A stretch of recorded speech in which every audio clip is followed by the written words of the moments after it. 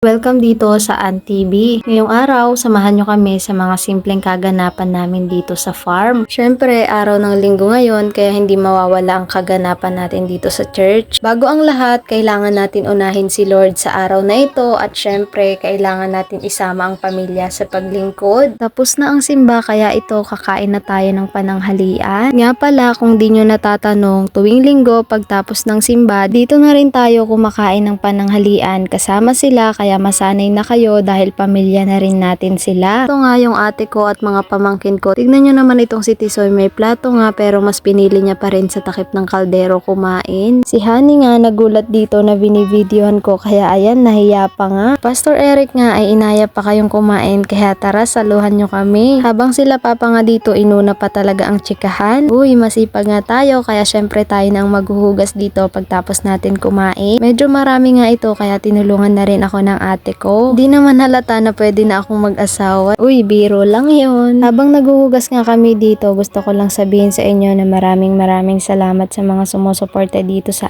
TV. Di pa tayo ganun karami pero sabi nga ni Ate Gail, malayo pa pero malayo na. Para saan pa at nag-uumpisa naman talaga yan sa mababa, pataas, kaunti at paparami. Basta samahan lang natin ng sipag at tiyaga, darating din yung araw na para sa atin. Dahil nga hindi pa ganun katagal kaming nagsasama-sama dito sa church, nagkaroon kami ng open forum para naman mas makilala namin ang bawat isa at mas maging komportable kami sa isa't isa. Para na din daw matanggal ang hiya namin. Paano ba naman kasi ilang linggo na rin kaming nagsasama-sama dito pero nagkakahiyaan pa din kami. Itong si tita, pagdating namin dito sa farm, agad-agad naman nagwalis. Maya-maya nga ang laglag ng tuyong dahon dito kaya ayan, di na rin natigil si tita sa pagwawalis. Natakam nga ako sa buko ng mga oras na yan kaya ayan, kumuha ako. Kaya siguro iba yung boses ko ngayon kasi nga sinisipon ako. Ewan ko ba kahit napakaraming buko dito sa probinsya namin ay talagang bihira akong kumain nito. Kasi nga pag kumakain ako nito ay talagang sisipunin ako. Ewan ko ba kung bakit. Papa nga napansin ko kanina pa nakatingin sa akin. Mukhang natatakam din sa buko kaya ayan pinagbuksan ko. Ayan nga at makikita nyo dyan ay talagang napakasweet na naman. Akala mo naman talaga hindi nag-aahuhay. Basta ako kakain na lang ako ng buko dito kaysa mainggit ako sa dalawang ito. Nakakatuwa nga dahil kahit matatanda na sila ay may part pa rin na ganyan sila kasweet. Si Papa nga kung makikilala nyo at makakasama nyo sa araw-araw, talagang napaka mapang-asar niyan. Si Tita nga ay talagang sanay na sa kanya kahit minsan pikon ay nag-i-stay pa rin. Uy, sana all nag-i-stay. Yung iba kasi konting problema hindi pinag-uusapan tapos bigla na lang susuko. Hala, ba't tayo napunta sa relasyon? Akala mo naman talaga. Nagpaapoy na nga ako dito sa kalan para maaga na tayo makapagluto ng hapunan. Pag-usapan kasi namin na pumunta sa bukid mamaya para kumuha ng bildat kung tawagin dito sa amin. Syempre, tulungan ulit tayo para mas mapadali ang trabaho. Kaya itong si Papa siya na ang naghugas ng kaldero para agad makapagsaing. Habang itong si Tita ay abalang-abala dito sa pagwawalis. Tapos na nga ni Papang hugasan yung kaldero. Maganda na nga rin ang lingas nung pinarikit ko dito. Kaya itong si Papa ay nasikaso niya na rin yung bigas. Pinipilian niya pa nga dyan, meron kasing halong bato at palay. Naranasan nyo ba yun makabili ng bigas na may halong bato tapos pag sinubo nyo yung kanin ay makakagat nyo yung bato? May napitas palang kalabasa si Papa, kunin ko daw yung isa at iuwi ko sa bahay para nga may ulamin daw kami nung bunso. Ang laki talaga ng tipid pag merong tanim. Buti na lang talaga ay masipag magtanim itong Papa namin. Kaya kahit papano ay nakakalibre din tayo, nakakabawas gastusin. Ito nga si Aldwin, inasikaso na rin itong niyog na gagamitin pang gata, kalulutuin nating ulam para sa hapunan. Tungang dalawa kong pamangkin dito habang ini-edit ko to nangangasim talaga ako. Paano ba naman maasim na nga yung citrus tapos suka pa yung sausawan? Kayo din ba nangangasim? Ito pala yung lulutuin nating upo para sa hapunan. Bali gagataan lang natin. Si tita na din pala ang nagbalat. Naku, wala na talaga akong ginawa. Baka sabihin ng iba dyan ay tamad na ako. Habang nagkakayod nga ng niyog dito si Aldwin, itong si Miming nasa ilalim ng upuan nag-aabang. O diba parang kailan lang idinala natin dito si Miming dahil maarte sa pagkain. Di nga siya kumakain ng kahit ano, basta mga prito lang ang kinakain niya. Pero tignan nyo naman ngayon, pati niyog kinakain niya na. Dito kasi sa bukid hindi pwede ang maarte. Kung ano yung meron, yun na yung kakainin mo. Papunta na nga pala kami niyan sa bukid kung saan kami kukuha ng bildat. Bali doon nga pala yun sa may puno na yun. Tignan nyo naman ang ganda-ganda ng view natin, ang lamig-lamig sa mata. Sa talaga itong barangay obligasyon sa pinaka nagugustuhan ko dito sa probinsya ng Aurora. Bukod sa maganda at malinis, malinis ay talagang napakayaman sa tubig.